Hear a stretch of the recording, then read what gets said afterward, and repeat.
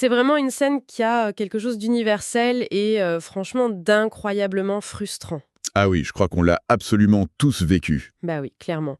Il y a ce moment super précis où on ouvre un navigateur web pour accomplir une tâche bien définie, genre chercher une statistique cruciale pour finaliser un rapport important. Exactement, on est plein de bonnes intentions. C'est ça, on se sent bien déterminé, parfaitement concentré sur l'objectif, et là, c'est l'interface qui entre en jeu. Le fameux piège. Voilà.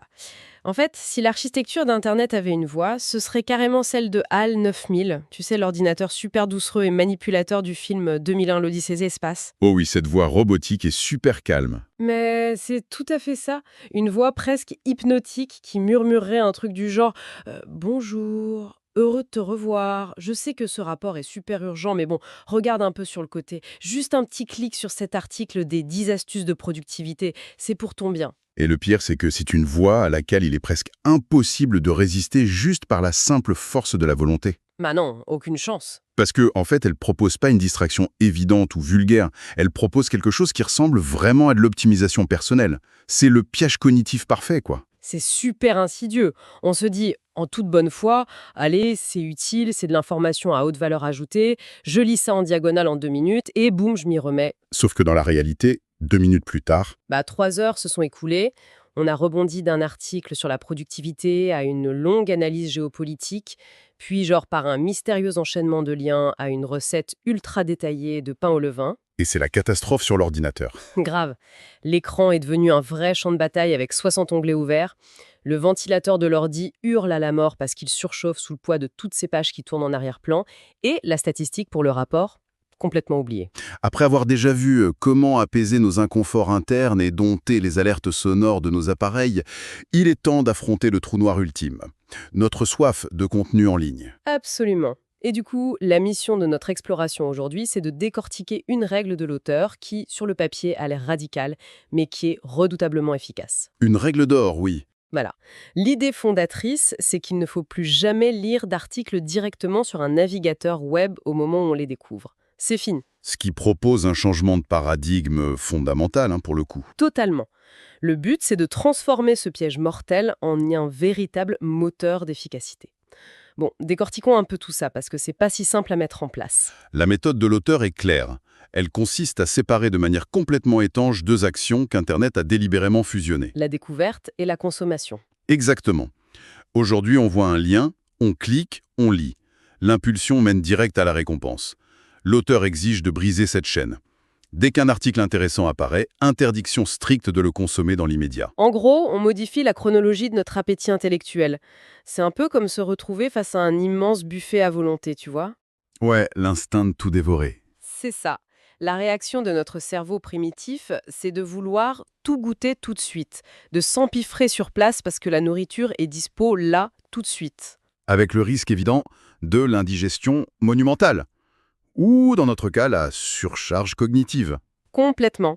Donc, au lieu de ça, cette nouvelle règle propose de prendre ces plats alléchants et de les ranger soigneusement dans un Tupperware numérique pour plus tard. C'est une belle image. Mais attends, je vais quand même me faire l'avocat du diable une petite seconde. Vas-y. Est-ce que cette idée de tout le mettre dans des Tupperware, ça crée pas juste un syndrome d'accumulation numérique super compulsif? Ah, la peur de la pile de lecture infinie. Un vrai cimetière de bonnes intentions qu'on ne lira absolument jamais. C'est une excellente objection. Et la métaphore du Tupperware montre justement un peu ses limites, ici. Ah bon? Pourquoi? Ce qui est fascinant ici, c'est la psychologie derrière l'application genre Pocket, ou n'importe quelle extension similaire. En sauvegardant l'article, l'outil ne fait pas juste office de boîte de rangement. Il fait quoi d'autre? Il agit comme un filtre de purification surpuissant. Il extrait le texte brut de l'article.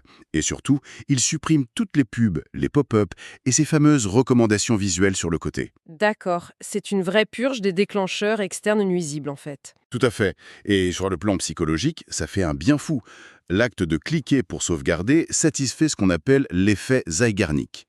L'effet Zeigarnik, c'est-à-dire... C'est la tendance du cerveau à faire une fixation sur les boucles ouvertes. Quand tu vois un titre accrocheur, ton cerveau déteste ne pas savoir. Ça crée une tension. Ouais, l'envie impulsive de cliquer. Exact. Mais le simple fait de sauvegarder l'article satisfait cette envie impulsive de découverte. Ça te donne un petit pic de dopamine lié à la sécurisation de l'information. Ah, le cerveau est dupe à ce point-là? Totalement. La boucle est refermée instantanément, l'information n'est pas perdue, et on lui refuse le comportement destructeur qui accompagne ça d'habitude. Donc pas d'interruption de la tâche de travail. Exactement. Le sentiment du devoir accompli est là, sans pour autant saboter la concentration du moment. Ok, l'explication par l'effet Zeigarnik, c'est super clair. On utilise la force de notre propre curiosité pour neutraliser la distraction. Mais du coup, la grande question demeure. Quand est-ce qu'on lit tout ça? Exactement. Si on remet toute notre lecture à plus tard, à quel moment on trouve le temps d'absorber ces centaines d'articles? Parce que nos emplois du temps sont déjà blindés, hein. Et c'est là que l'auteur oriente la discussion vers le fonctionnement neurologique de l'attention. Et c'est vraiment brillant. Vas-y, explique-nous. Eh bien, il faut comprendre le concept de l'attention intermodale. Le cerveau humain est en fait incapable de traiter simultanément deux flux d'informations qui proviennent du même canal sensoriel. C'est le mythe du multitâche, quoi. Exactement. C'est strictement impossible de comprendre deux podcasts diffusés en même temps, un dans chaque oreille par exemple. Ou d'écrire un email super complexe tout en écoutant quelqu'un parler. Voilà. En revanche, le cerveau excelle à gérer plusieurs canaux différents en parallèle. Genre le canal visuel et le canal auditif. Exactement. Par exemple, marier le mouvement physique et l'écoute. Le cortex moteur et le cortex auditif fonctionnent en tandem de manière remarquablement fluide. J'ai une bonne analogie gastronomique pour illustrer ça. Ah, je t'écoute. Essayer de faire deux tâches cognitives similaires en même temps, c'est un peu comme essayer de déguster deux grands crus simultanément dans la même gorgée. Ah oui, c'est audacieux. C'est surtout impossible et c'est un énorme gâchis. Les signaux se brouillent dans le palais. Par contre, marier ce grand vin avec un excellent fromage, là, ça fait appel à des sens complémentaires. Les textures, les arômes. Voilà, l'expérience est sublimée. Et je trouve que marcher, donc l'aspect moteur, et écouter, l'aspect auditif, ça forme ce type d'accord parfait. L'analogie est parfaite. Et c'est un mode multicanal qu'on utilise tous les jours sans même s'en rendre compte. Genre quand on cuisine? Exactement. Cuisiner un repas sain entre amis, par exemple. Il y a l'activité motrice de couper les légumes et l'activité sociale et auditive de la discussion. C'est pas épuisant, au contraire. C'est même ressourçant. Dans le milieu pro, ça donne la fameuse réunion en marchant, ou encore écouter un livre audio pendant les trajets en voiture.